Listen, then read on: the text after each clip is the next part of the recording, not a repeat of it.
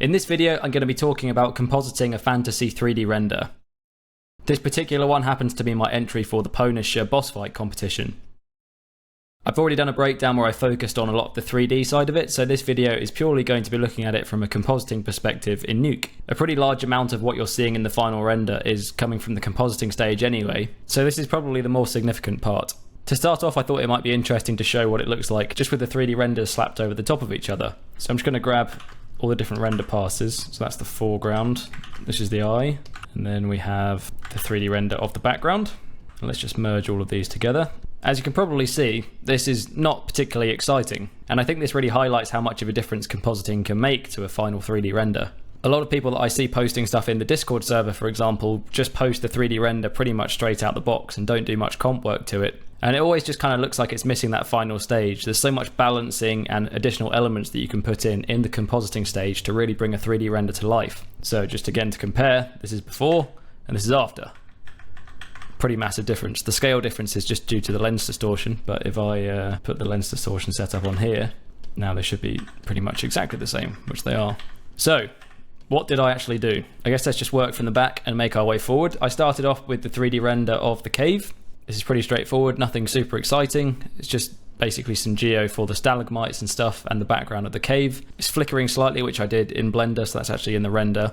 I did a couple of bits to tweak this with some color correction, so as you can see here, this is what I just changed. It doesn't make a massive difference, but I was just tweaking it a little bit. The first thing I did is just lift the black point a little bit in the distance. I did this using the depth pass, and it just gives the back of a cave a bit of a kind of misty, lifted, hazy feel, as if the space is slightly bigger. The way I did that is I used the utility pass. I shuffled out the depth.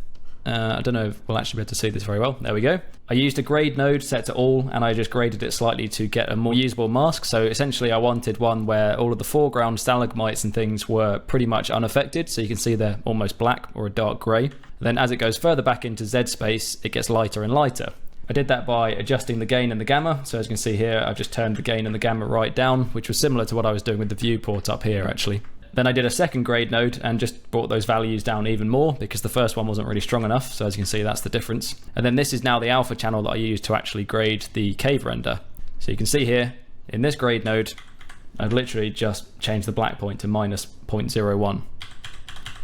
Pretty minimal, but it's all the small things that will add up to make it look really cool. Then secondly, I used the position pass. If you don't know what a position pass is, it's essentially a load of colored gradients going through the scene, and every point in 3D space should more or less have its own color value, which means that you can use a node like a PMAT. This isn't built into Nuke, but you can download it for free from Nukepedia. Or if you're on my Patreon, you can download the Nuke script, and then you can just grab it from there. So the way a PMAT works, if I add a new one, is you plug it into your position pass, which looks like this, and then you can take the color picker and control and click anywhere in the world.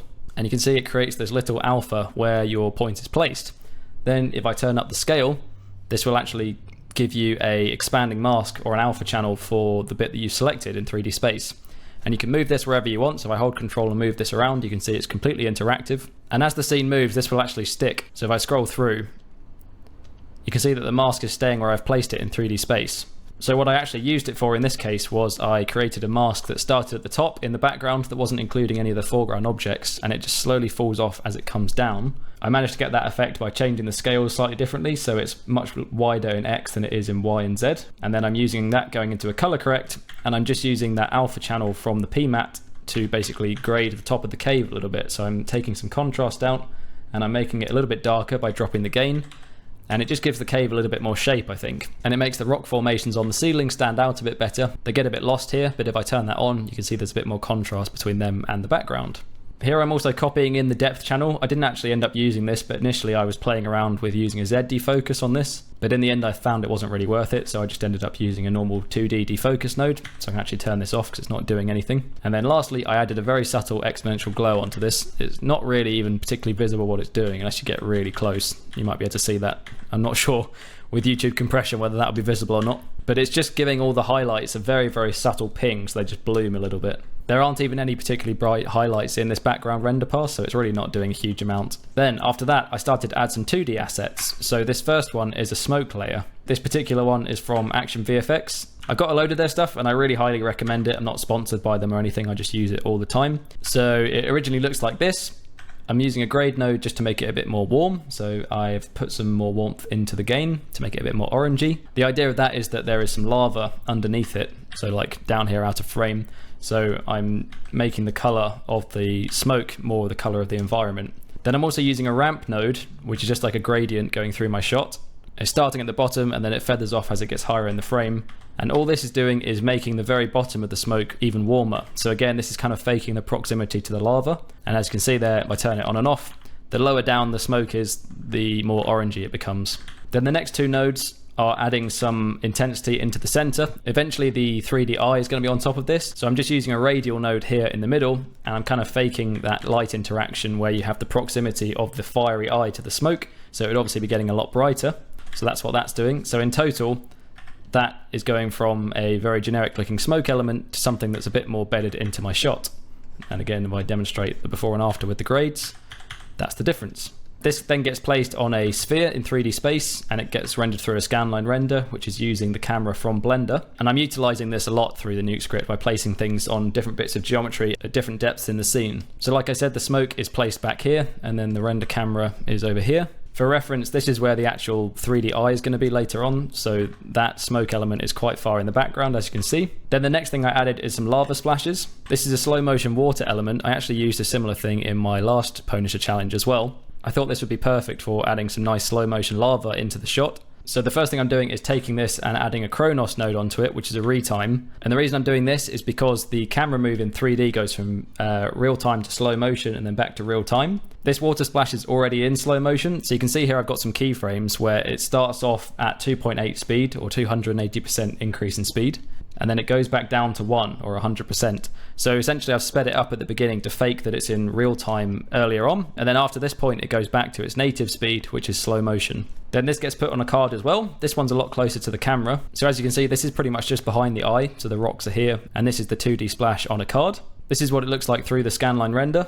And then I'm unpremolting it and adding a load of grade nodes to make it nice and orange and look like lava. So here I'm just using the gain and putting loads of warmth into it again by using the color temperature slider. I decreased the saturation a tiny bit, so I took it down to 0.92. It was just a little bit too orange before, so that's just taking a little bit of that color out. Desaturating stuff makes it go a bit closer to white, which usually makes it feel hotter and like it's kind of blowing out in the camera sensor. And then finally, I was just gammering it down a bit as well. That's got a 2D defocus node on it, just so it's not perfectly in the camera's focal plane. And then finally, an exponential glow.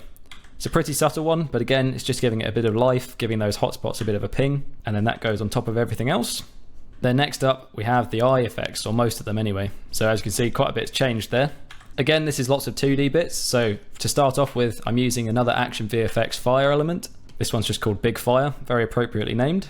Starts off like this, then I unpremult it to start doing some color correction. And then I'm using the color correct node to basically push some more contrast into it. It felt a little bit flat before, so as you can see here, I'm making it a bit brighter, and I'm also turning up the gain on the highlights, which just takes the very strongest bits and makes them even brighter to add some more contrast. I think I also tweaked the ranges slightly, so if you go into the ranges tab and press test, these sliders basically let you dictate what's a shadow, what's a highlight, what's a mid-tone, and by moving these around you can change that. I slid these around until just the very highlights on the fire were selected for the highlights, and then by turning up the gain or turning it down, you can see that I'm just tweaking that part of the image. It's a really handy way of pulling around 2D elements and getting a bit more out of them.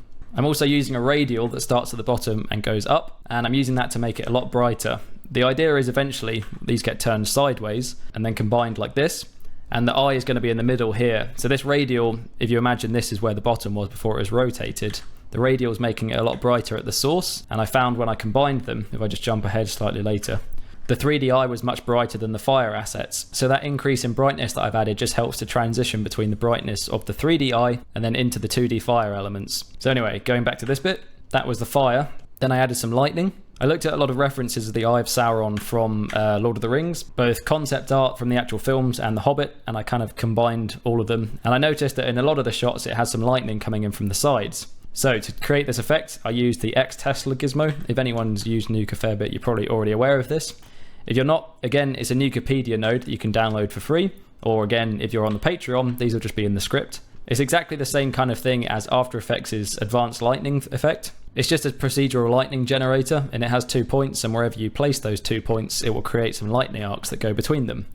So I created 4 of these, And the second two over here are linked to the position of the first two. All it means is I can just move the points on the first node and it will update both of them. So merge all of those together. So like I said, I did 4 of them. So there's 2 and 2, and then merge them all together. So you get 4.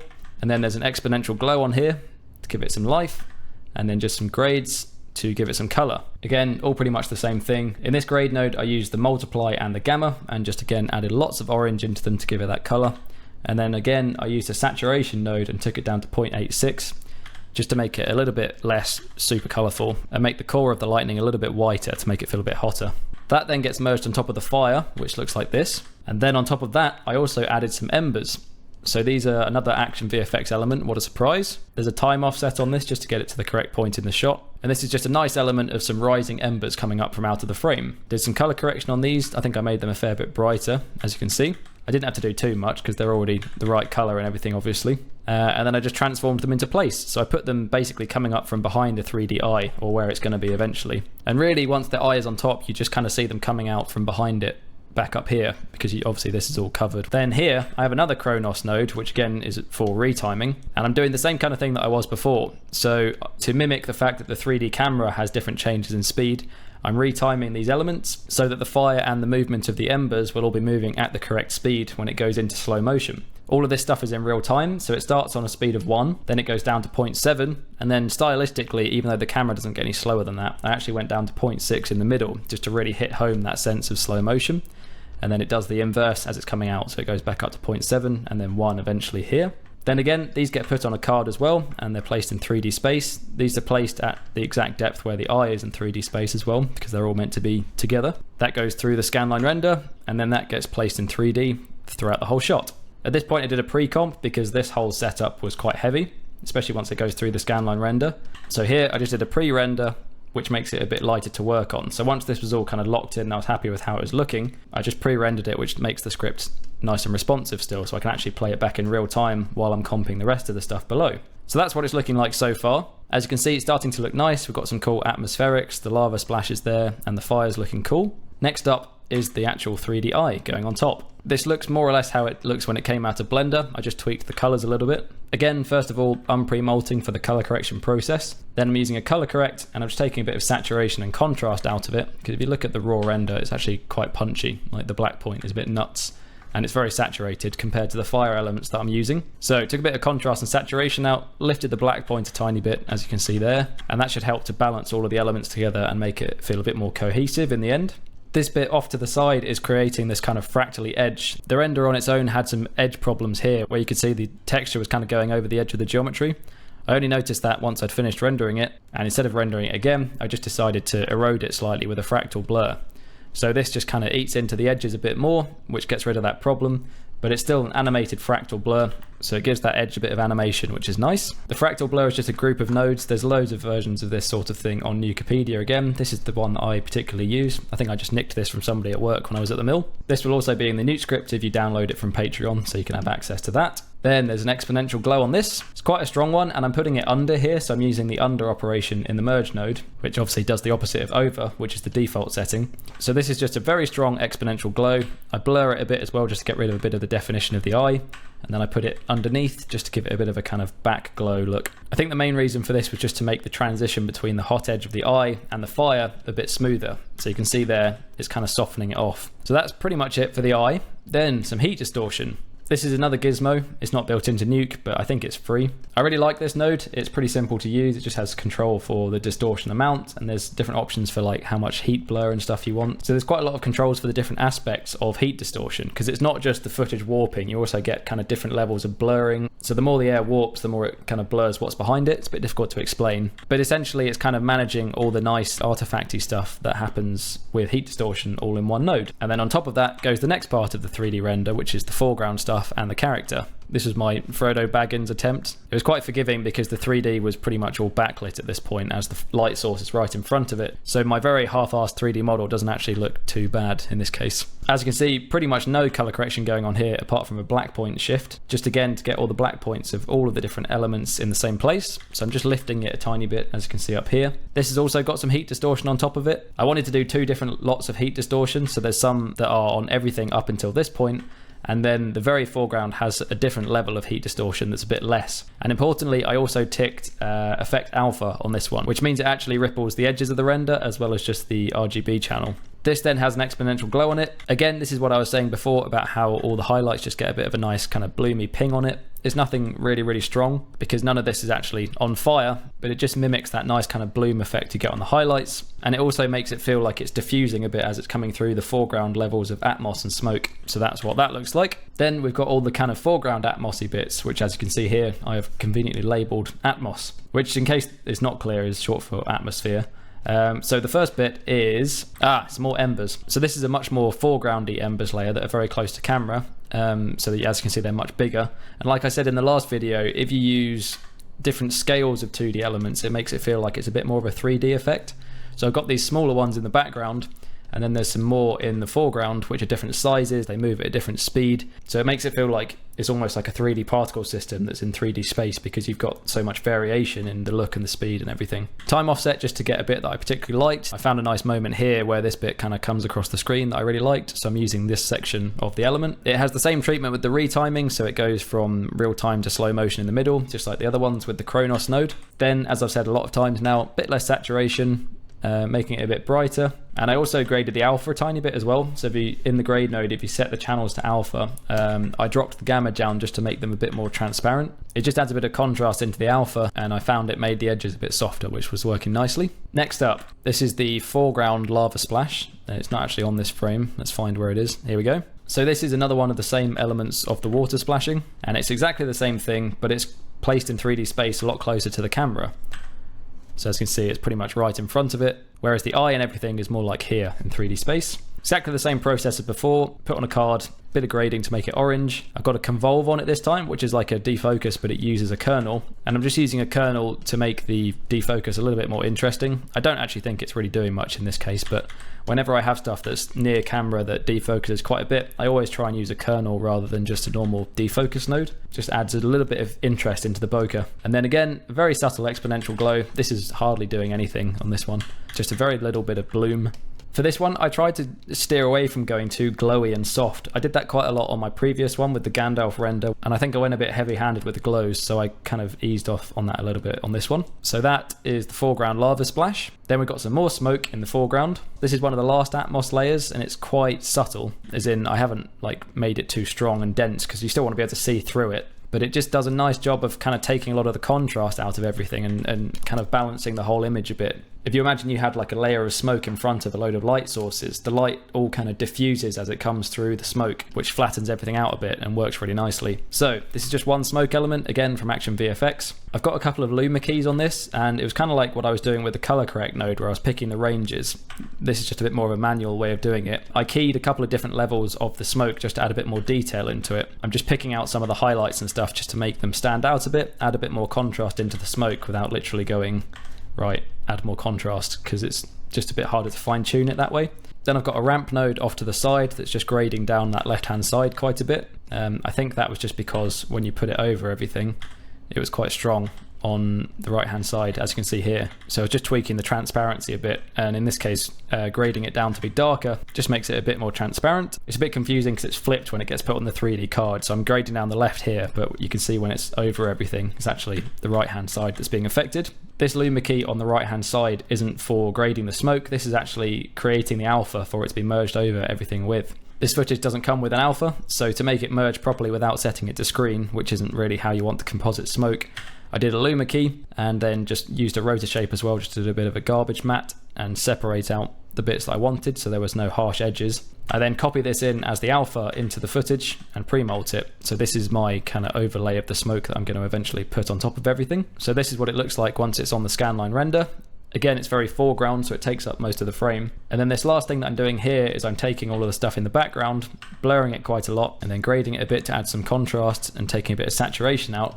And then I'm multiplying this over the smoke. And what that does is it makes the smoke inherit the color and the light intensity of what's behind it. So if I don't do that, it just kind of uniformly goes over the top of everything. Whereas what this does is it makes it the right color, but it also only makes it really stand out when it's in front of bright light sources. So you can see without it, there's loads of smoke in the corners and the bottom of the frame, but there's not actually any light sources behind them, so it doesn't make much sense for them to be lit up like that. When I turn it on, it's adding a lot of attention into the center where the eye is, because that's where the bright light sources are, and then the smoke gets darker as it falls off to the edges because that's got less light coming through it. That's a good hack for making 2D elements feel like they're lit by the 3D scene, because you're actually making it sort of fakely inherit the 3D lighting. So that's what that looks like on top of everything. And then lastly, some more sparks in the foreground. So again, this is just an extra level of kind of rising embers that are a different scale, like I was saying before. So in this shot, there's 2 or 3 different kind of like drifty ember elements, and they're all at different places in 3D space, different scales, different speeds. Just add some nice variation into the shot. Same sort of stuff as before, changing the saturation a bit and grading it, and then you can see them just going on top here. And then finally, this stuff down here is just doing the kind of like on top of everything lensy artifact stuff. So although I put some very subtle glows on all the elements individually, I also do like a global glow, that's a tongue twister. And this one will be a bit stronger, and the reason I do it on top of everything is when you do it on all the elements together, like I was saying with the highlights here where the extra glow behind it helps the transition, doing the glow on top of everything kind of smooths everything out a bit, softens it all, embeds it all together. So here I'm using a node called AP Glow. Again, loads of different versions of this sort of thing online. I could have also used exponential glow. I just kind of prefer AP Glow for slightly softer, more bloomy glows. Also, the way it works by default is when you plug it into something, it does an operation where it minuses the glow from the rest of the footage. So what you're seeing here, once you plug it in, is just the glow effect and nothing else. You're not seeing what's underneath it like you would if I plugged in an exponential glow, like this, for example. With this, it applies the effect just on top of everything, and you see it with the render underneath.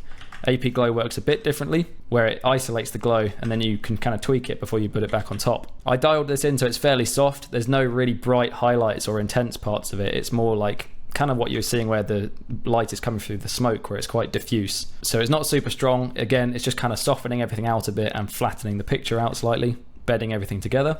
So once I had that dialed in where I liked it, I screened it over everything. So that's what that's doing. It's mostly just bloom, but it's also adding some intensity to the really, really hot bits that are pretty much pure whites, like here and here on the edges of the fire. Then I did a secondary one, which is a bit more of a poor man's glow, but I just took everything up to this point and started blurring it by different increments and turning the mix down, which gives you this kind of effect. So for here example, this one is on 8 and the mix is on 1.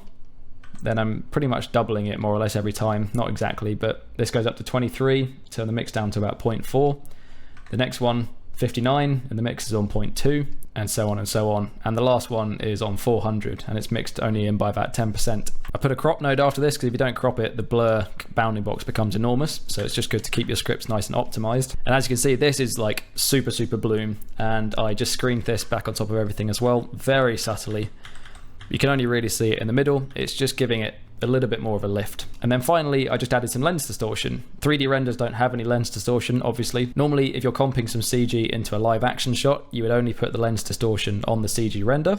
But in this case, because the whole scene is CG, I'm doing the lens distortion right at the end, because everything is from the 3D render in Blender. So the actual output resolution is 1920 by 810, but as you can see here, my 3D renders are actually slightly bigger than that. They are 2208 by 931, and I've called this format UD, which is short for underdistort. So basically this is rendered with 10 or 15% overscan, I think it was. And then here I had a reformat node, which is resetting the picture to 1920 by 810, but it gives me the bounding box at the edges for the lens distortion for the overscan. The way to do that, if you don't know, is you just plug in a reformat node into your footage, have the format set to your shot size, which is 1920 by 810, and then you set the resize type to none, which you can see there is now scaling up the footage. And then lastly, turn on preserve bounding box, and that will now preserve the bounding box for you to apply the lens distortion. So this is now the lens distortion going on.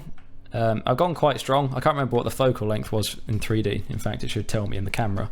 73.913040 millimeter lens. I didn't really take that into account. I just did what I thought looked artistically quite nice. So I applied the lens distortion, then add a crop node again just to keep the shot a bit better optimized. I'm then adding a chromatic node. This is a chromatic aberration node. Again, this will be available in the Nuke script if you download it from Patreon. This is one of my favorite chromatic aberration nodes. It's very subtle and it does less of that kind of horrible blue-red fringing that you see. That's really over the top with a lot of chromatic aberration effects. This does a bit of a very subtle blur and then you get the color shifting, but it does it in a bit more of an organic way, I find, than like a normal chromatic aberration node. So that's just going on the whole picture. It's pretty subtle. You probably wouldn't even know it was there unless I told you, but if I turn it on and off, you can see the difference it's making. And then finally, I've just got a grade node with black clamp turned on so that there's no negative values. A crop node just to make sure it's exactly the right size. And then I render it out as an Aces CG EXR sequence, which then I took into Resolve and just did a bit of a color grade on it. And that's it. That's how I composited that whole shot. As you can see, there's a lot of stuff that goes into it, and it's a lot more than just combining the 3D elements and putting a glow on it. You can really give 3D shots so much love by placing 2D elements and stuff into them and integrating all of that together. A lot of the best compositors I've ever worked with will really go to town on like using live action elements integrated into CG. And I remember always being completely in awe of seeing people doing it and just getting such an amazing result. It can look so much nicer than just always relying on the CG looking amazing. Even at the biggest studios in the world, there's not always time to do like a custom effects pass for every single detail in a shot. And there's so many amazing things online these days, like with action VFX and stuff, that you really can just take 2D elements and drop them in, get them the right color, put them on some geo in your shot, and it looks great, and the shot is so much better for it. So there we go. I hope that was a useful insight into compositing a fairly large 3D scene. Thank you very much for watching, and I will see you in the next video. Peace. The night fades like a whispered song as time rushes on. Oh, it won't be long.